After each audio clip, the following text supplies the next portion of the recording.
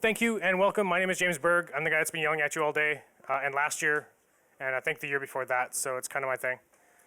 So, welcome. Today is really all about all of us. One of the things the content committee has heard time and time again, year in, year out, is we want an opportunity for people to talk more. We want to communicate as opposed to just sitting there and listening to some talks. We got some really, really awesome talks, but we also want to give you guys a space to talk and ask questions yourselves. So, how this is going to work is this is a fishbowl discussion. Has literally anyone done a fishbowl discussion before? Not you. Okay. All right, so we literally stole this idea from John, who did this at Bungie, and it was awesome. So what I need before I explain what this is 5 volunteers. Alan. Who else? Jordan. Oh, wow. Okay, good luck to anybody else. Perfect. Come on. All right, come on. One more. One more. Josh. All right, you're in. All right, you don't need a damn chair. All right, so what this is basically I'm going to ask a question. Someone in the fishbowl, or hopefully multiple, yeah, come on in, grab a seat. Yes, sit in the fancy chairs. Okay, so someone, I'm going to ask the first question, is going to ask a question, then we're going to get some responses from these folks. The way the fishbowl works is once you have entered, you must either answer a question or ask a question before you can leave, okay? Once you've done that, you can leave. You don't have to, but you can. If someone else wants to come in and join, someone here has to volunteer to leave. Okay, John, did I get that totally wrong? Perfect. Okay, so, what's that? Just parts. That's fine. that's above par for me. So, all right, so my first question is a softball because I'm gonna be nice for once in my life. So what is one thing research related that you wish you knew a year ago that really could have helped you run better research?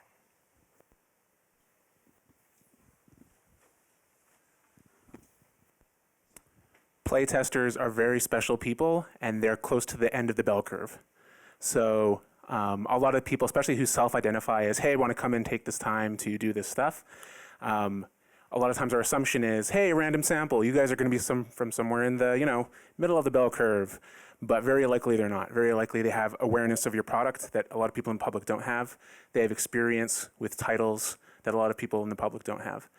So one of the things that we did is we went out into the public last summer and actually talked to people outside of game stores. It was about gaming websites in general. And people had zero awareness of like the publisher's websites and never visited the publisher's websites. But of course, when we recruit for people to come in and test the publisher website, I'll say, of course, I visit that site every day. So yeah, just not most, because I don't know what your recruiting processes are like, but a lot of the times, the people who are taking the time out of their day to come for your playtests are not average Joe or Jane gamer.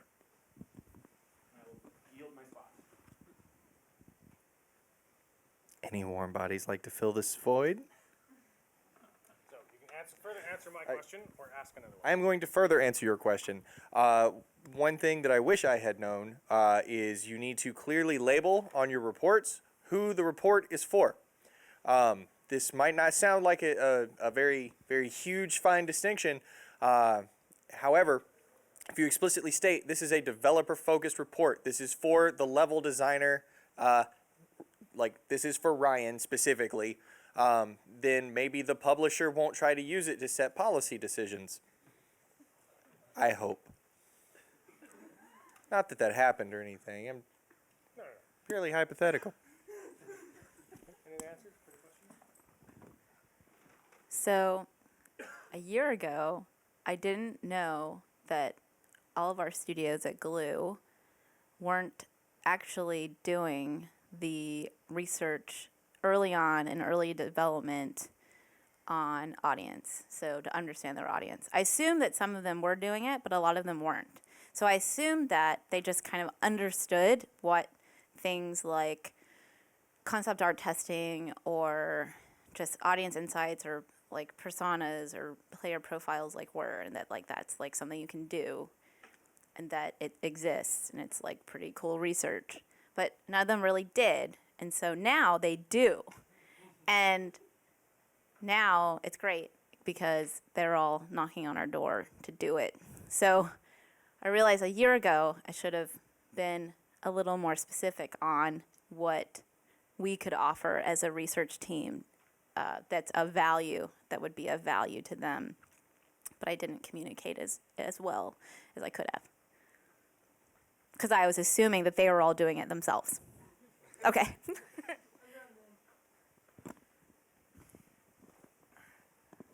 As an independent contractor, I wish I had known a year ago that in the games industry, nothing ever happens until it needs to. and then it happens very quickly. And that's something that you need to, especially as an independent contractor, you need to be ready for months of dead space, followed by 3 days, followed by three days to get everything together and out to the client. It was eye-opening, to say the least. Question or answer? I was got an answer. Oh God. Okay. All right. I couldn't avoid that. All right, empty seats? No. Someone has to fill your seat first. Come on. So I was just going to add on that comment about being careful who you send your reports to. I had just started working for I'd actually done a lot of work for a company which was acquired by a much larger firm. And the much larger firm didn't have a lot of game experience researchers. And so one of the development guys took my reports and he meant to send it around only to the people in his development group. Instead, he sent it to a lot of people at the larger firm saying, gosh, we've been acquired by these people and none of them know research and I sure wish we were still working with you. Anyway, so you do want to be a little careful. All right. Did you want to answer as well? One thing I learned this year is that, unfortunately, many people in many countries don't use the same words when they speak about a game user research, which means that when someone asks you a focus group, it might be a playtest and vice versa, and some people use focus tests and don't assume you know what the studio wants.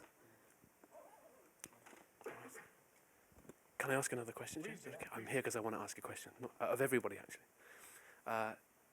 Nobody outside these four walls and those four walls in there knows what games user research is, and if you ask 100 people what UX UI is, they'll give you 100 different answers. All of our terminology is rubbish. No one knows what we're talking about. What do we do about it as a community? What do we need to do so that people understand what games user research is, as well as they understand what QA means or any bajillion number of other games terms? Give an answer so I can get out of this chair. So what I think is incredibly, you're right, people typically don't understand it, but what I've found doing mobile one-on-one games user research, when you have the team watching simultaneously while you're doing the session, and better yet, if they're texting, chatting with you, they just get it immediately. And as a matter of fact, they tend to run out of the room with their hair on fire. If they see a person who totally can't understand how to get past level 3, they want to go fix it, and they will go fix it. And reports just aren't even remotely in the same league in terms of convincing people. But you let a developer sees people struggling, they just get the value. You don't have to explain it, I would say. Yeah, I'm wondering if there's a way we can do it without having for them to experience firsthand good quality games user research. It would be nice to do it, I don't know, en masse, we just indoctrinate everyone at the same time. How do we do that?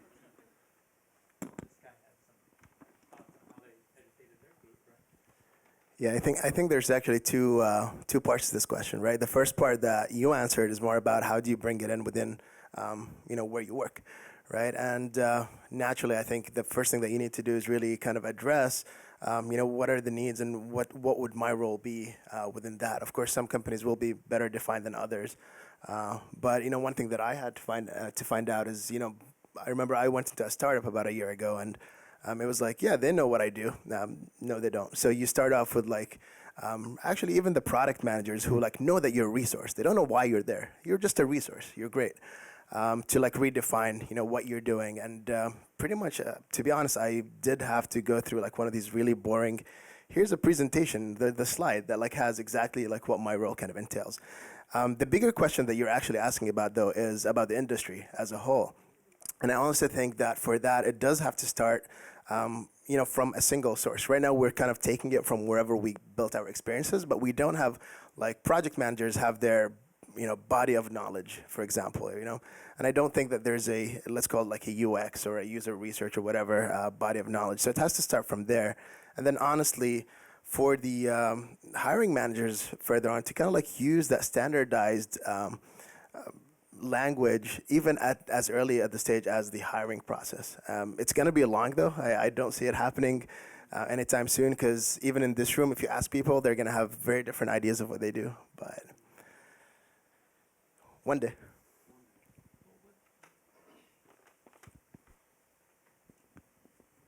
If you just start the conversation with a team about what are your problems and what do you need to know and what's confusing to you, and then if they somehow start to have some confidence in you, or you tell them how you would approach it, and that you can get some of those answers for them, I think most game developers are pretty rational and might respond to that, or not. It's definitely true. Come on down. Come join us. Answer the question further or ask a new one. Can't leave until someone takes your spot. All right, can't leave. So one thing that I have a question for James and for everybody else here is, I know we do this, right, to get critical mass of games user researchers and analysts and data scientists and all these people. Like, why aren't we part of the main GDC stream and just a track there? Because I get that we need mass to talk, in a safe place around ourselves, but like, really, we should be part of that mainstream conversation, Like, people should be opting into a session about like, hey, how do I get smarter about design, along with my production track, right? I don't know, that's just a thought that I had. Like, I love this venue, but I think that we should expose others to it. Yeah. Answer that quickly, and then we'll let someone else. How many people here are part of the LinkedIn, the Games User Research SIG? Okay, just about everybody? Okay, cool. So every year or every 2 years or something like that, we organize a committee that kind of tries to get stuff done. One of the things we do is this conference. That's kind of our main thing. One of the things that actually the IGDA, who helps run GDC or does run GDC, one of the things they're actually doing is hosting meetings and stuff like that for how they can improve for the various summits. For the various special interest groups within the IGDA, because the IGDA has a lot of different special interest groups. So one thing they're actually interested in doing is exactly that kind of stuff. So on our side, I'm one of the people that's going to be working with them. We are definitely going to be pushing to get something. I don't know if we'll get a dedicated track, but just more and more exposure. Like, we have so many. Oh, Jordan, will you have to come down and talk? No, it's just I ran the summit last year, so I can actually provide some clarity on this issue. One of the problems with actually taking this entire summit and folding it into GDC is that cost efficiency is one of the key things we want to keep for this conference, and there is no way to do that because you'd have to purchase a summit's pass, which is over $800 for GDC main track. So by having the conference here, it's $200 for a professional ticket, $50 for a student ticket, which is by far the cheapest possible way we can all get together and network.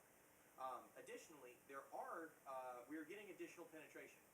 David Tisserand is leading the IGDA, the GUR-SIG roundtable. Yep. There are shameless self-promotion, 3 user research roundtables that I'm running, Wednesday, Thursday, and Friday. We also have talks by Celia is doing a talk on neuroscience. There are just a variety of user researchers that are starting to get more penetration. 5 years ago, we had a poster session and 1 talk throughout the entire 5-day conference. And now we have roundtables and we have summits and we have, we are getting additional penetration. So we are progressing on that exact path. Awesome. I think one of the biggest things we can do as a community is submit to GDC. Like, what we do is really cool and interesting and really valuable. As it gets more visibility, people are going to ask for it more and more. For those of you that work with large groups or large organizations, I work at EA, been there for 8 years. As soon as people kind of realize what we did, they were like, oh, I want that. Please give us more of that.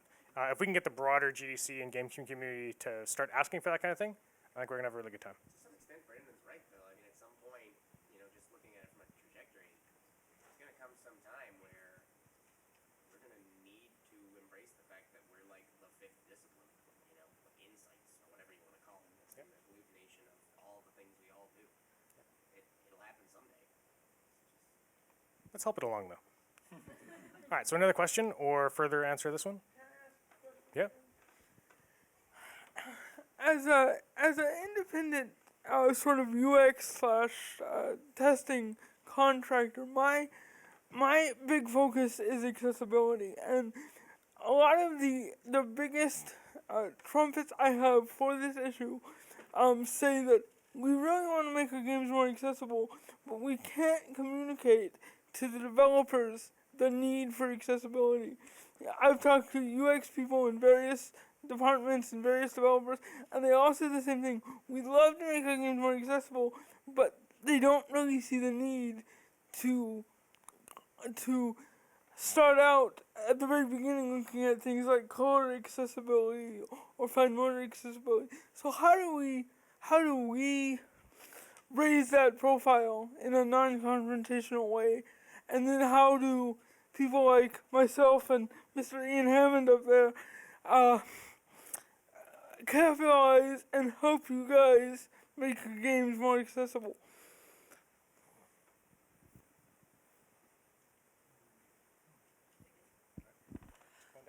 So one thing that our team has done to try to promote accessibility is we've, in a sense, sabotaged our own studies.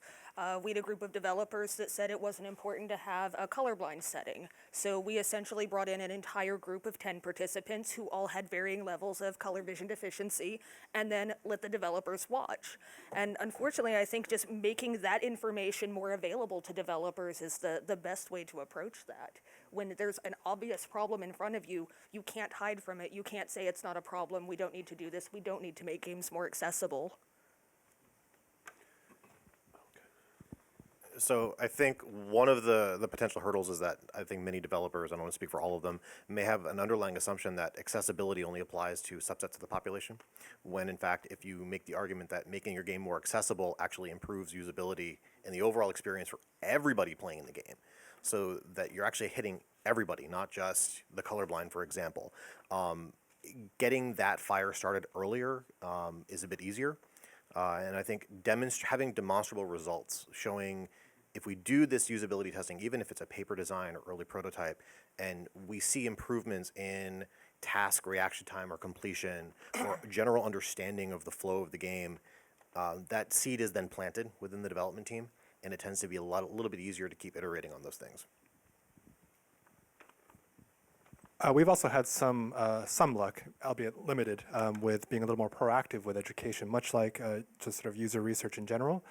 We've done some expert reviews on products within our company, and sometimes we'll include a little section on accessibility, saying that we found these issues, potential issues with the product that may be problematic for people with accessibility issues, and just include information, literature, links to accessibility issues that they can further research on their own. And there are parts of our company that are taking a more proactive approach by sort of codifying rules that developers can just simply refer to if they are interested in that, and making that information available so they don't have to actually go out and find it on their own.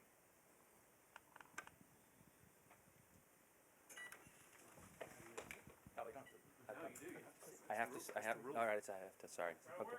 All right, apparently I have to sit. I'm Adams, everybody. And I'm at Full Sail University. At Full Sail University, we actually have a relationship with an organization called SECO. This is not self-promotion, I swear I'm getting to a point. Which is a organization that does what's called conductive education, which is primarily for people with profound motor disabilities, cerebral palsy, and similar types of conditions.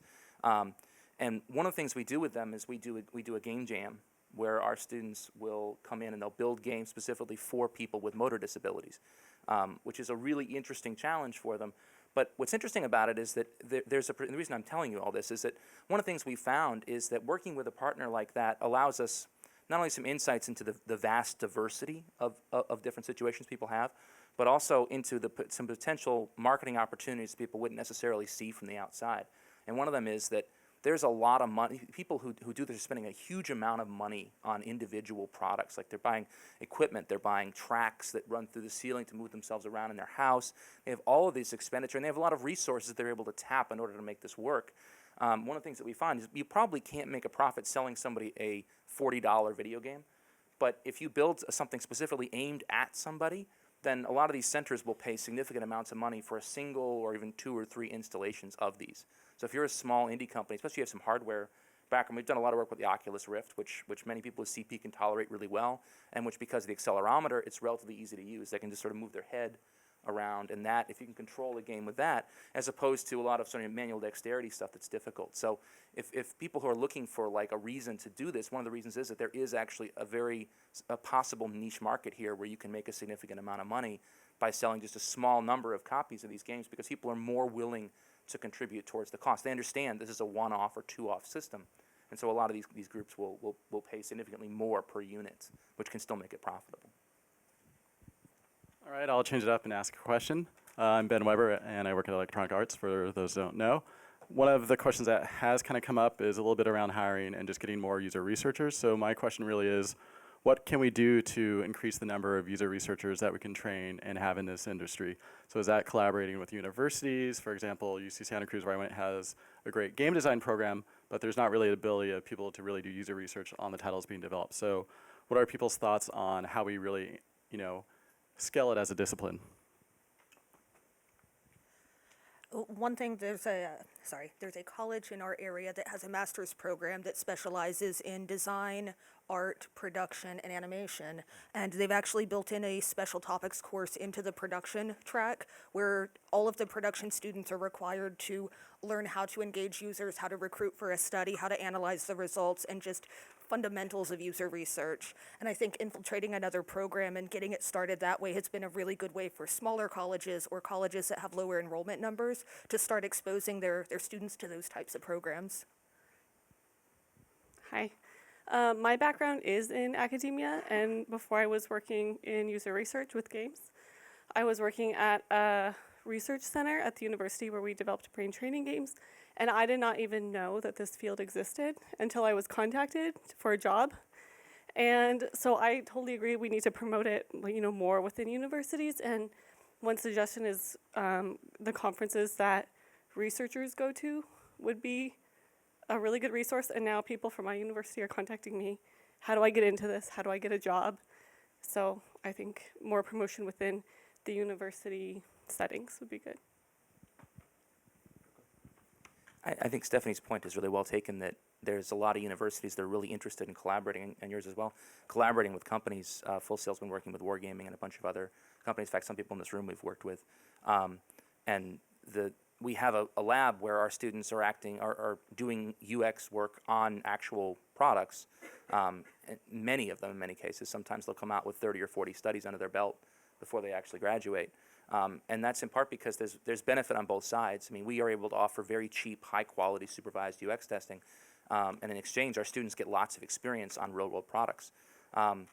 There is some friction in the system, right? They're students; they're not 100% ready. So there's going to be, some issues where things don't get surfaced that ought to, or other things. But we have found that a lot of companies are willing to make that trade-off, where they say, hey, maybe occasionally there's going to be some awkward writing in this, or someone's going to miss a point that they might have gotten, but we're getting it for a much lower price, in many cases free. And in exchange, we get the opportunity to get our students to experience this stuff on a first-hand basis, and that's allowed us to turn out students who have a lot of experience before they ever start work. So I think a big one is not just outreach with students in academia, but transparency with our customers.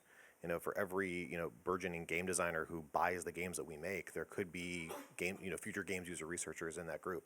So by exposing more of what we do in the public eye, in a positive way, and being honest and everything there about what we do, we're educating people who may not be aware that the game that they're playing has tons of these back-end systems that collect data and telemetrics, or that went through iteration after iteration in the lab before it landed in their lab. So making that publicly aware in the right venues, I think, could go a long way toward just general awareness of what we do. Going off what you said, as one of those students that does do UX work in collaboration actually with EA here for free, it's actually really, really enjoyable, the entire process of actually being able to touch an actual product that I know is going to ship. One thing I resent about a lot of student projects is that they live and die within the classroom. And being able to actually see sort of the value you're creating and extend it outwards is something really, really valuable. That being said, for user research specifically, there is a certain stigma, I guess, within, in my personal experience, that I need like a PhD in order to qualify for a user research job, which I'm not sure how true is. But when I was presenting earlier during the poster, the first question when I told them I was a student, the first question asked was, "Oh, so you're a PhD student?" Which, I don't know, is interesting. That's okay. We're actually just about out of time, and our next presenter is going to be Mr. Gina Hamilton. So I don't want to cut into his time. So thank you very much.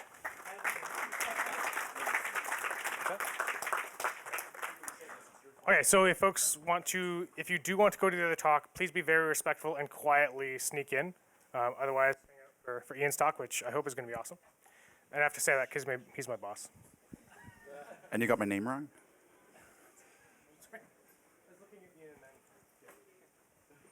I guess that's too many Ians. There's two of us.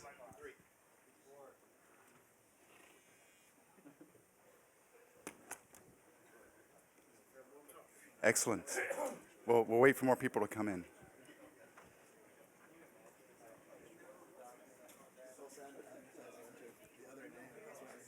Yeah. It's time to push people's buttons. Hey.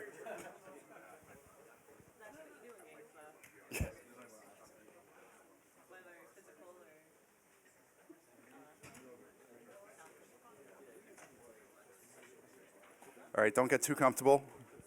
We're gonna do the same structures we did for the last one. So I need 5 volunteers to come up. Would you guys want to wait for me to give you a topic before? Okay, so I assume everybody knows why we're here. So my name's Ian Livingston. I'm a senior user experience researcher here at EA. I know James has an opinion on this. So I've been doing games user research for quite a while, okay? And when I started at Ubisoft, the history of that lab was very interesting. They started as a marketing team, and then they split out and became very much focused on the user research aspect of it. I came to EA, and EA has very recently become part of Global Analytics and Insights, which is part of Zach's team, who introduced the summit this morning. So they've gone from sort of an independent team to now part of marketing. So I know that all of you have done this work before, and you've been looking at this for quite a while, and you know that our discipline is very mixed methods, right? We have a background in HCI, we have a background in psychology, and human factors, and all these other fantastic disciplines. And many of us perhaps have backgrounds in market research as well. But my real question to you is, are we inevitably becoming part of market research? Or is market research perhaps going to become part of user research? So if you have an opinion on that topic, please come join.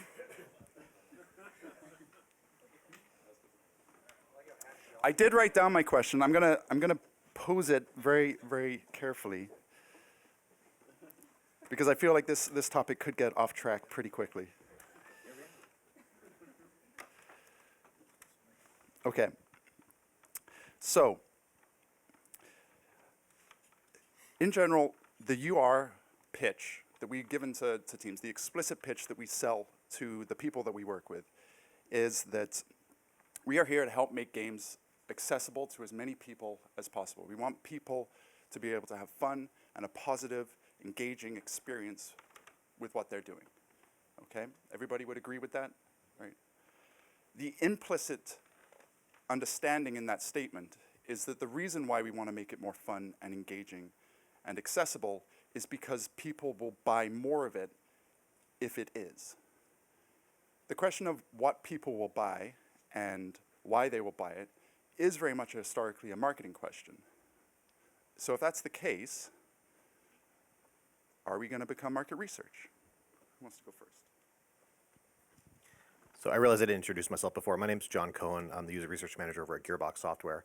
And very recently, my group was shifted from kind of a role within central development, which is being dispersed out under the kind of growing publishing arm of the studio, which makes this question kind of really interesting for myself and my team, because while our primary focus is certainly on kind of iterative development and iterative feedback for the design teams, we now really have those marketing and publishing questions kind of at the forefront as well.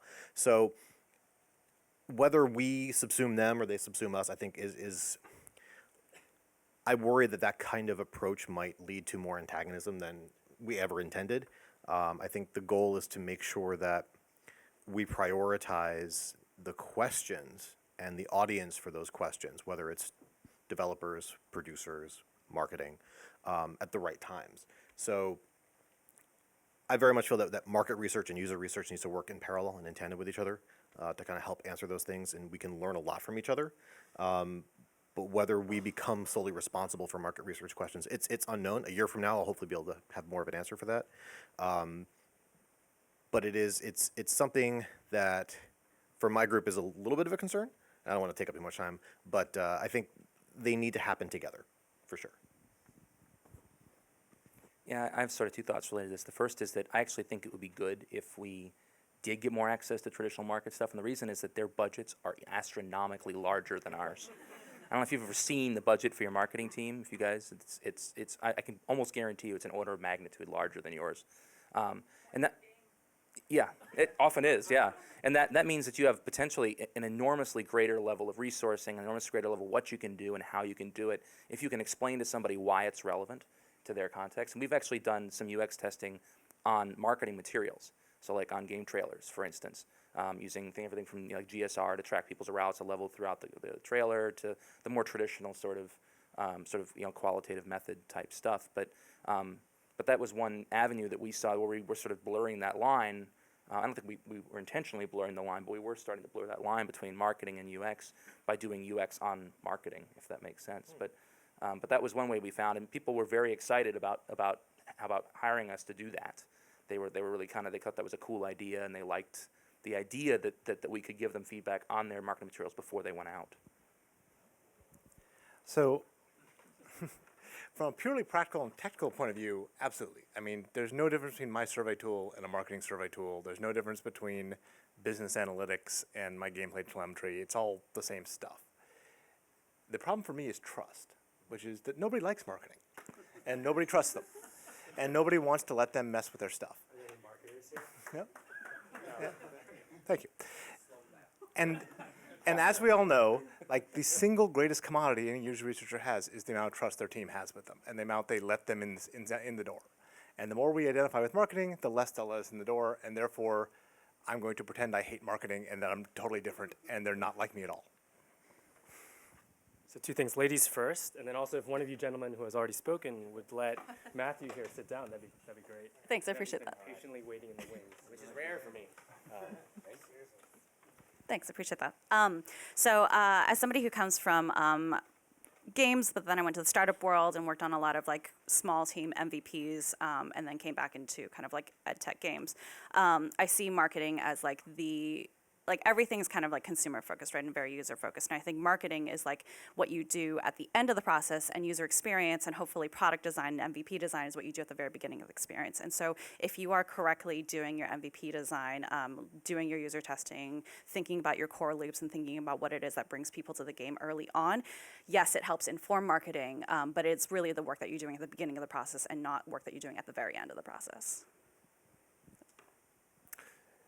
Yeah, definitely agree with a lot of the points up here, especially what John said about, at the end of the day, it's just tools. One thing that I want to point out is that as the industry kind of matures and many more studios are adopting free-to-play models, the view of what a customer is versus what a player is begins to blend entirely. And so, yes, as user researchers, we are market researchers. And as market researchers, we are user researchers. It's both. They're one and the same now because, your players can be pure players, they can be monetizers, right? It stretches across that. And so I think we as a group need to think like, hey, let's not worry about the titles, let's worry about the experiences, right? And when we do that, you get these narratives that run through your game, whether they're a free-to-play player or somebody who monetizes or somebody who buys a box copy, right? Follow the players. Who cares about the title of market, user, whatever, right? It's the players that matter, and they come in all shapes and forms. I think I'm Matthew from Volition, if you don't know. Yeah, I think, a lot of what's said certainly makes sense. We have kind of a duality of existence, right? I mean, the very fact that user research exists in some ways is the result of social psychology research and things that came out of what was originally market research, right? Like, to some degree, we are the logical descendant of, early social science. And I mean, that makes sense to me. So that duality has kind of always been there. I feel like there might be a distinction, though, especially, and I hear this in tone, in Jordan's slow clap and everything, between market research and sort of marketing. I mean, certainly they're parts of the same whole, but realistically, when we do player segmentation with data science, like when I'm looking at, k-means and trying to find clusters of players, I mean, that's functionally market research in a way. We're looking for a segment of our audience that we're going to serve. We're making, we're figuring out how many pepperoni pizzas to order and how many cheese based on our audience. Like that's ultimately what we're doing. I feel like to some extent, whether this assumption or whatever happens, I feel like to some extent, in many ways, we are better trained market researchers. Sorry to marketing people. All right, so as usual, John said what I was going to say, but much smarter. I'm really conflicted because I've been with our team long enough to see us. We originally started as a very pure user research. All we cared about, the way I tried to explain it was my team's job was to make whatever goes into the box as good as possible. And marketing's job was to take whatever was in that box, whether it was good or not, and sell as many copies of it as possible. Both are really important. And I think it really does come down to that trust with the game team. I always try and work as closely as possible to designers, developers, the people that are actually making the changes to build that trust. If you have to work upwards and deal with, the higher level executives and stuff like that, but they very much think in terms of marketing, has been my experience, right? If you're talking to someone at an executive level, they're not thinking about one single user. They're thinking about how many millions of your game you're going to ship. So I think we do have to accept that we have one foot in both worlds at this point. EA is an interesting team. They mentioned that marketing money, user research money didn't pay for EA to host this conference. That was marketing because our group is now part of the marketing wing. So there's definitely some benefits there. But yeah, I think it's tricky, especially with that. Actually, dovetailing off of that very nicely. My name is Clay. I work with the XP Lab at SCEA. We get that question a lot as, so what's different about what you guys do versus what our marketing insights team does? And we are very quick to point out that there's a huge overlap, right? So we're trying to maximize that fun for the user. But the problem is that a lot of those sales figures, and at least in the box copy, in the sort of traditional business model, whether or not a game sells is often outside of our control. It depends on, the marketing budgets for that game. It depends on, how much sort of, cultural push there is towards that sort of game. There's a lot of factors that go into making a game a success or not. There's some games that are successful beyond what you would think that they would originally be. So like, why did GTA 3 suddenly sell 100 times as many copies as GTA 2 did? What sort of, factors came into play when all that happened? That's not necessarily within our control if we're answering the questions for the designers. So they ask us, is this going to be fun? We can say, okay, well, who's your target? Who are you targeting?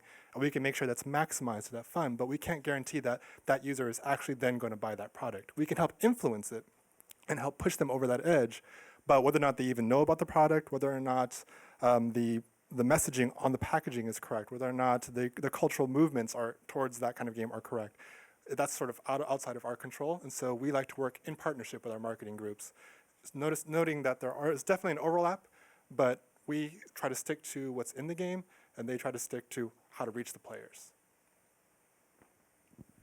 I just wanted to kind of reinforce John's point about development people being skeptical about getting too cozied up with marketing. I can remember when I started as a producer at Activision, this is more than 30 years ago, and of course the company was started by 4 development guys from Atari. So the marketing people's key cards did not work to get in the lab.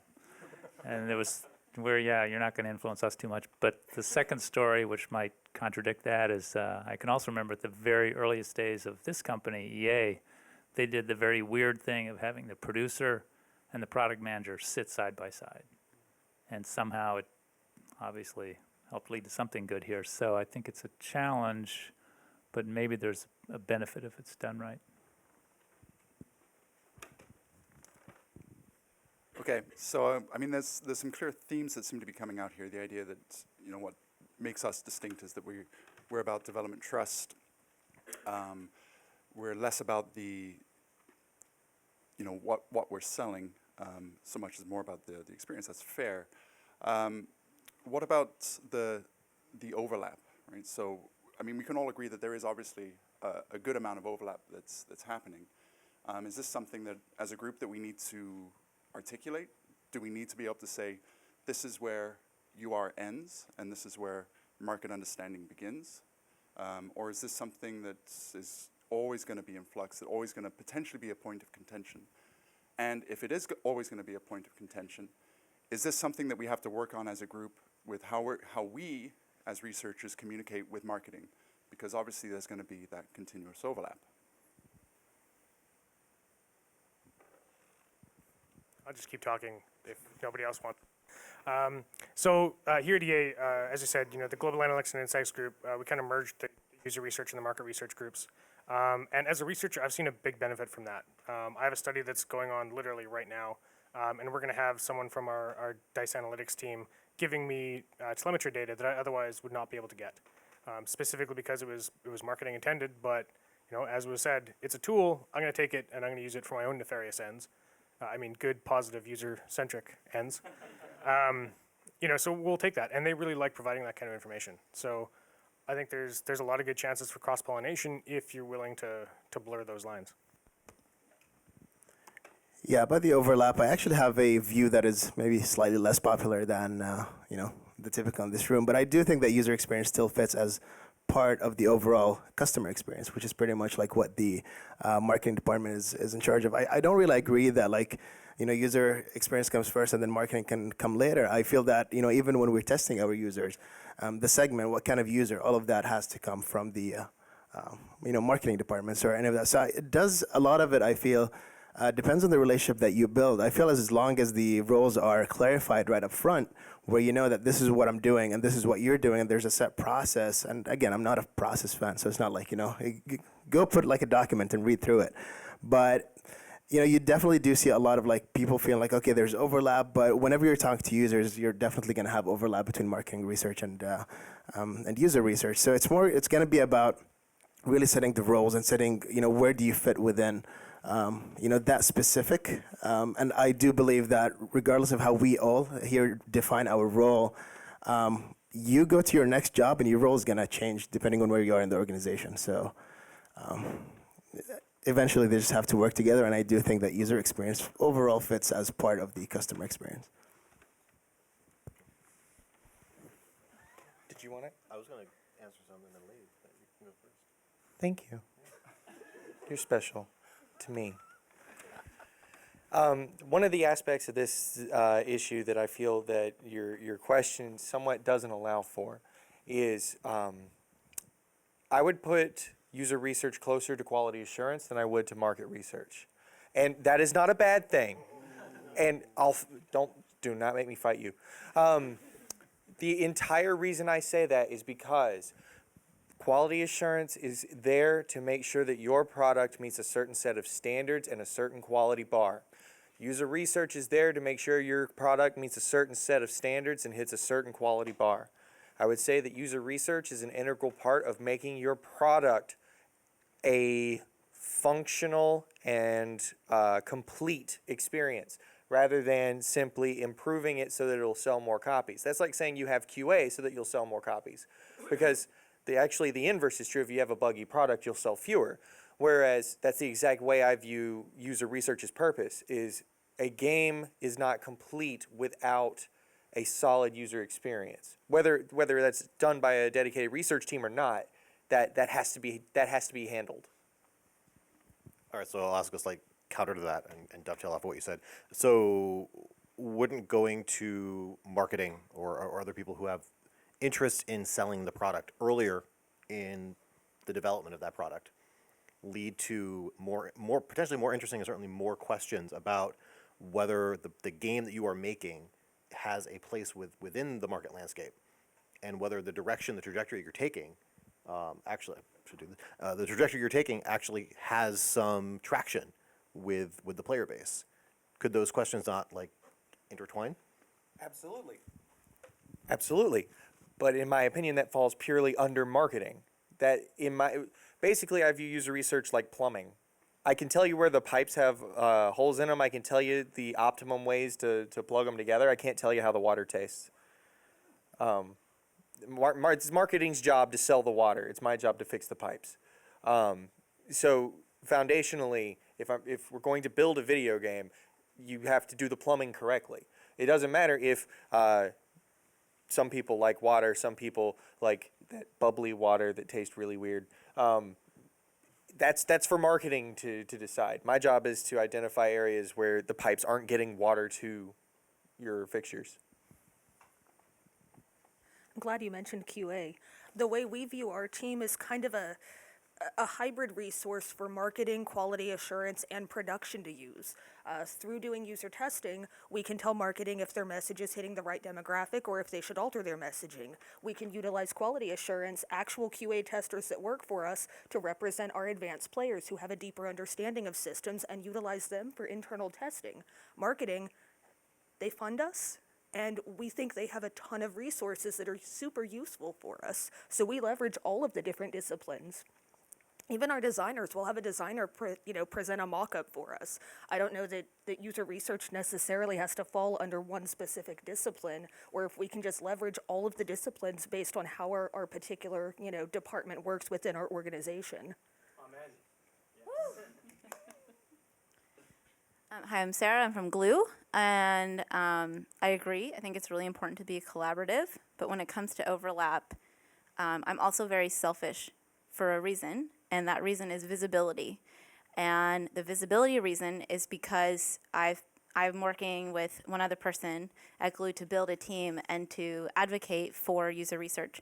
So if the CEO or someone from the exec team comes to us and asks to answer a question that's a little more market research focused, I'm absolutely going to say, we can do this for you, and we're going to deliver you the best report you've ever seen in your life. Because I'm going to advocate for us, and I'm going to tell you that we are here, and we are going to offer you so much value to our company. And that's actually been happening recently, and it's been awesome, and we feel really great, and we feel like our confidence is growing, and our confidence in the ROI and everything that we're offering is permeating throughout the entire company, not just with the studios individually, but we're giving insights to everyone. And so if the avenue to getting those insights out are a little bit like, hey, like this isn't in your territory, and if I have to go and like learn R or like read about some stats that I actually don't understand, like I'm gonna do it, and I'm gonna try to do it the best of my ability. Cool. I wanted to expand a little bit about what you said about which part of the pipeline you think marketing, user research is. And I think what I want to clarify is that I think it also is highly dependent on what kind of company, what kind of team, what kind of product you're building. If you're building a product that hey, we need this product to appeal to this particular demographic of people, then you are going to start from the marketing end first. If you are building a product where, say, again, a lot of my experience is coming from startups where it's like, hey, we have this like core solution to a thing that we feel really, really passionate about. We're not entirely sure what the demographic is, so we don't want to do a lot of user research to try to find that particular demographic's pain points and solve those. And then marketing ends up coming a little bit more at the tail end because it's like, okay, we actually figured out what it is we're building in the first place. So.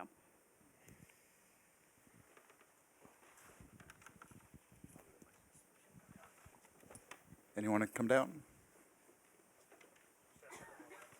Okay. All right.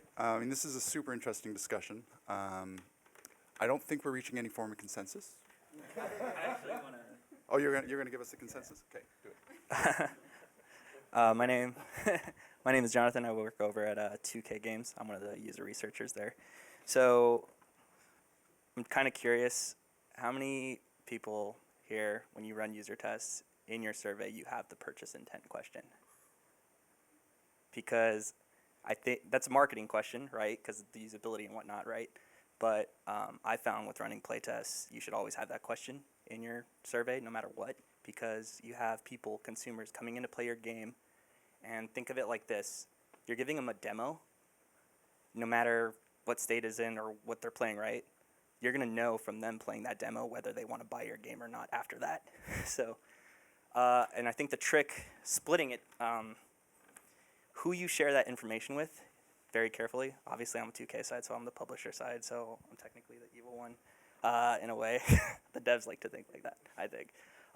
But who you share that to, because obviously, like, the lead designer is not really going to care. They probably will, and it'll hurt their feelings, but it's a very dangerous question in general, having purchase intent, and just knowing who that question goes to and that data goes to can be very helpful in the long run, because designers, you want to do the usability and you want to solve those problems, and that's mainly what's going to be helpful for them.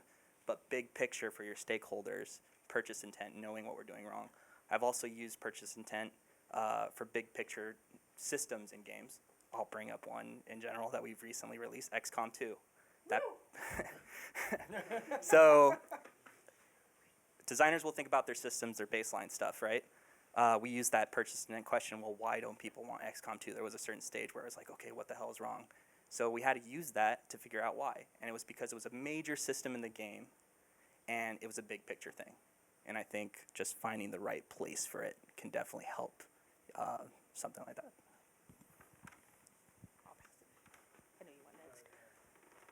I just wanted to say one really quick thing regarding that. We use purchase intent and rating with follow-up questions as kind of our way to distill what the biggest item to the user is. So we'll ask them, would you purchase the game? If they say no, what do we need to change? And that kind of helps us prioritize major issues, because when you're doing a very granular study, there's a lot of data to go to and a lot of issues that the user may have encountered, but knowing what that one big ticket item is for that user, that can help prioritize a lot of the decisions you're making and a lot of the recommendations you make to your team.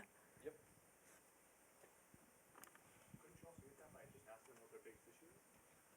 Sometimes it's different when you ask in context of purchase intent or rating. Yeah, it's sometimes you get a framing. Sometimes you get an artifact from the framing. My personal favorite is, would you purchase Saints Row the Third? No, I just played the whole game. Why would I buy it? That's not something we can fix, sir, but thank you for your feedback. So sometimes by framing it as, would you purchase this game, it's the same way you obfuscate a question like, do you think your friends would have problems playing, do you think the average gamer would have a problem playing this game? People don't want to admit why, you know, they had trouble, but oh, if you ask me about the average gamer, that's exactly, that person's going to struggle with this thing. I mean, I got it because I'm awesome, but that person's really going to struggle. So I feel it's the same way. If you prime them by saying, would you buy it, and they say no, then they're going to have a reason. They've come up with something without you explicitly asking for it. It's probably irrelevant. Okay. Dovetailing into the final, perhaps contentious question, is there any topic, question, or area as user researchers that we feel we should never touch, or that you have personally refused to ask? Really fast, we're just about out of time. Purchase intent, boo, no. That's the question that I refuse to ask. It depends on the session, right? Like if you're running like a multi-day session where players are actually going to get a representative sample of your game, cool, I'm okay with that. A lot of the time what we're testing though is like usability. Like if I bring someone in for a 30-minute test of a menu, who cares about purchase intent? Like no one's going to look at that game and go like, wow, that was a really slick menu. Okay, except maybe The Division. But other than that, no one's going to look at that and go like, wow, I really played this game because the menus are nice. So purchase intent to me is completely irrelevant.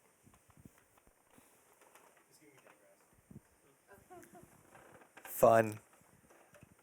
That question is banned. There are two words that are banned in my office, and they are fun and immersion. I have kicked out designers for using one or both of those words in a sentence.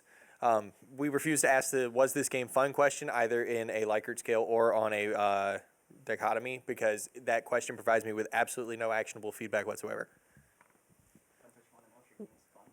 We will ask absolutely anything that marketing or production or any team wants us to ask, but we will also make it clear like how valid that data is. Sure, I can ask, what do you think the game will score as Metacritic, but does that make that data point valid? No. I'll still ask it sometimes to make marketing happy, and then tell them why the data we have on that is invalid. Oh yeah, I was just gonna second the purchase intent. So for free to play, it's not useful to ask about do you think you'd spend on this game, but it's very, very useful to ask about their what they've done historically and what their behaviors are historically. And then, look at that in comparison to like other questions they've asked like in their surveys. So yeah. All right, I'd love to rebut, but we can do that at the social tonight. Please come. All right, thank you very much. We'll see you later.